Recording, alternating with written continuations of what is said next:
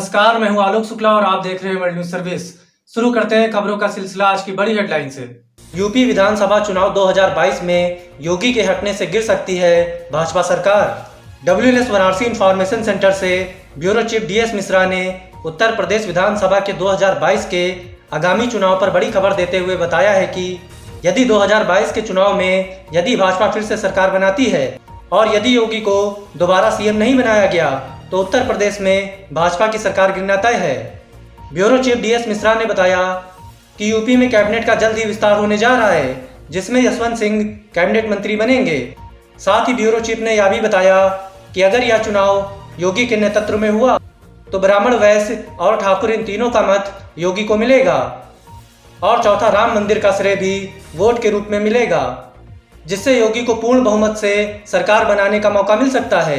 लेकिन अगर योगी के नेतृत्व में चुनाव हुआ तो नहीं तो फिर सरकार गिर जाएगी और इसका सीधा फायदा समाजवादी पार्टी को मिलेगा और वह अपनी सरकार बना लेगी। वहीं एक इंटरव्यू में अपोजिशन लीडर समाजवादी पार्टी के नेता राम गोविंद चौधरी का कहना है कि 2022 के विधानसभा चुनाव में अगली सरकार समाजवादी पार्टी की ही बनेगी। इस पर ब्यूरो चीफ DS मिश्रा ने बताया कि अगर ऐसा होता है तो राम गोविंद चौधरी सपा की सरकार में डिप्टी CM बनेंगे। आज से इन राज्यों में अनलॉक करने की प्रक्रिया हो जाएगी शुरू। पहले चरण में खुलेंगी कुछ दुकानें। WNS दिल्ली से मिली रिपोर्ट के अनुसार भारत में अब कोरोना की दूसरी लहर थमने लगी है और हालात सुधरते देख राज्य सरकारों द्वारा चरणबद्ध तरीके से ढील देने की योजना बनाई गई है। आज 1 जून से जिन 5 राज्यों में चरणबद्ध तरीके से ढील दी जाएगी उनमें दिल्ली, मध्य प्रदेश, उत्तर प्रदेश, राजस्थान और केरल आदि शामिल हैं। हालांकि 4 राज्यों को छोड़कर केरल में अभी सिर्फ स्कूल, कॉलेज ऑनलाइन खोले जाएंगे। इन राज्यों में पहले फेज में फल, सब्जी और किराने की दुकानों को खोला जा सकता है। हालांकि कुछ राज्यों में कोरोना के बढ़ते मामलों को देखते हुए लॉकडाउन जारी रहेगा। महाराष्ट्र, कर्नाटक, गोवा, पश्चिम बंगाल में लॉकडाउन बढ़ा दिया गया है। वहीं बंगाल में 15 जून तक लॉकडाउन बढ़ाया जा चुका है। कर्नाटक में भी 7 जून तक लॉकडाउन जारी रहेगा।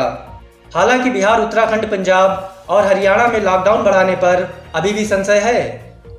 पेट्रोल और डीजल की कीमतों में फिर हुआ उछाल।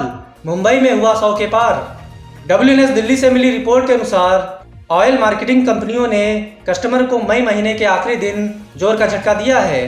कंपनियों ने पेट्रोल और डीजल की कीमतों में 31 मई 2021 को फिर से बढ़ोतरी कर दी है। अब 1 लीटर पेट्रोल की कीमत 29 पैसे और डीजल की कीमत 29 पैसे प्रति लीटर बढ़ गई है। मुंबई में तो पेट्रोल की कीमत 100 रुपये के पार चल रही है। इंडियन ऑयल की वेबसाइट पर दी गई जानकारी के मुताबिक राष्ट्रीय राजधानी दिल्ली में अब 1 लीटर पेट्रोल की कीमत 94 रुपये 23 पैसे और डीजल का दाम 85 रुपये 15 पैसे पर पहुंच गई है। इसी तरह मुंबई में पेट्रोल की कीमत 100 रुपये के पार रहते हुए और बढ़कर अब 100 रुपये 47 पैसे और डीजल 92 रुपये 45 पैसे प्रति लीटर हो गया है। महाराष्ट्र में पूर्व CM देवेंद्र फडणवीस ने NCP प्रमुख शरद पवार से की मुलाकात। WNS मुंबई से मिली रिपोर्ट के मुताबिक महाराष्ट्र में विपक्ष के नेता एवं पूर्व मुख्यमंत्री देवेंद्र फडणवीस ने सोमवार को मुंबई में शरद पवार के सिल्वर ओक निवास पर उनसे मुलाकात की। फडणवीस ने ट्वीट कर कहा कि NCP प्रमुख के साथ उनके सर्जरी से ठीक होने के बाद यह एक शिष्टाचार भेंट थी। यह मुलाकात उस समय हुई जब राज्य की राजनीति में मराठा आरक्षण का मामला छाया हुआ है। इस संबंध में भाजपा आगामी 5 जून को मुख्यमंत्री उद्धव ठाकरे के नेतृत्व वाली सरकार द्वारा इस मुद्दे को कथित लापरवाही से निपटने के खिलाफ विरोध प्रदर्शन करेगी। ममता ने PM मोदी को लिखा पत्र, राज्य के मुख्य सचिव को दिल्ली बुलाने का आदेश रद्द करने को कहा। WNS कोलकाता से मिली रिपोर्ट के मुताबिक पश्चिम बंगाल के मुख्य सचिव अल्पन बंदोपाध्याय को दिल्ली बुलाने के केंद्र के आदेश को असंवैधानिक करार देते हुए राज्य की मुख्यमंत्री ममता बनर्जी ने प्रधानमंत्री नरेंद्र मोदी को पत्र लिखकर यह आदेश वापस लेने का अनुरोध किया है। ममता बनर्जी ने यह भी कहा कि उनकी सरकार बंदोपाध्याय को कार्य मुक्त नहीं कर रही है।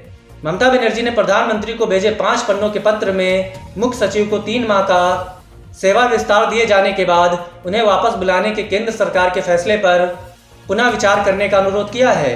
उन्होंने पत्र में कहा है, पश्चिम बंगाल के मुख्य सचिव को दिल्ली बुलाने के एक तरफा आदेश से स्तब्ध और हैरान हूँ। यह एक तरफा आदेश कानून की कसौटी पर खरा नहीं उतरने वाला, ऐतिहासिक रूप से अभूतपूर्व तथा पूरी तरह से असंवैधानिक है।